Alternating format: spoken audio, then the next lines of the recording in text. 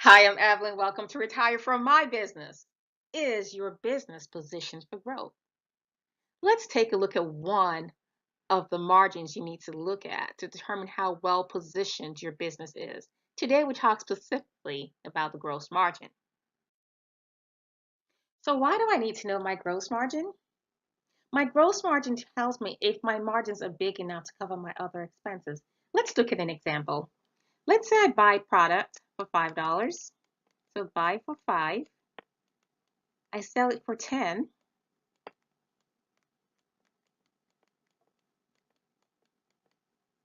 So what is my gross margin? We say 10 minus 5, which is $5, right?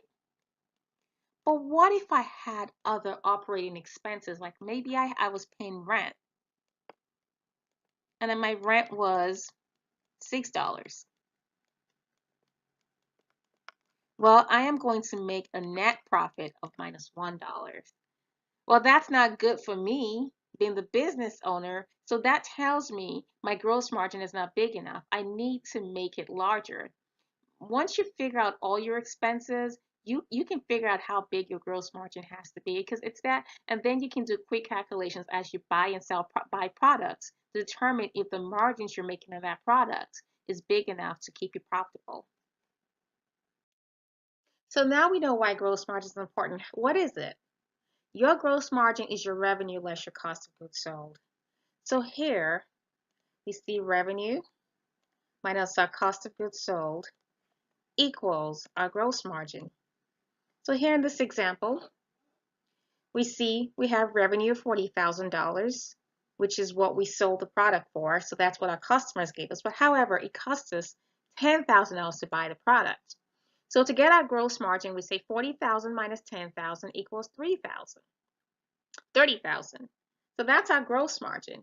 But what is this in percentage form? Because to do the quick calculations going forward to compare with other businesses, you really need to know what the percentage is if you're going to compare apples to apples. Because if you're not comparing percentages and you're just comparing actual numbers, then you're really not comparing like terms or apples to apples, as I say. So your revenue is always at 100%. Your cost of goods sold is the 10,000 divided by 40,000. So that will give us 25%. So that means we're spending 25% to buy the product, and we sell them at a 75% margin. So which is our profit of 30, gross margin of 30,000 divided by 40,000 give us that 75%. Now that looks like a huge margin, but however, we don't know what our operating expenses is, so we don't really know what the bottom line is going to be. But one thing you need to know is that your gross margin has to be big enough to cover your other expenses. Now let's go into QuickBooks and see how we can find our gross margin and our gross margin percent.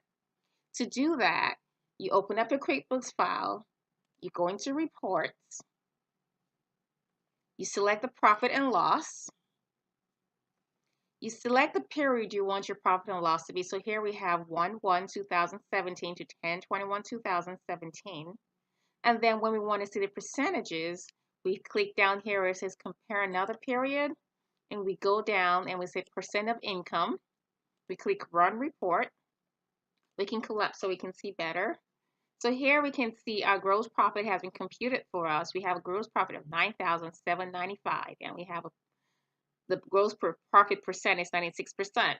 So that says after we take out the cost of buying the products, we're keeping 96% of our profits. Now, is that a lot? Is that a little? Well, we don't know. It depends on the industry and how much other expenses you have.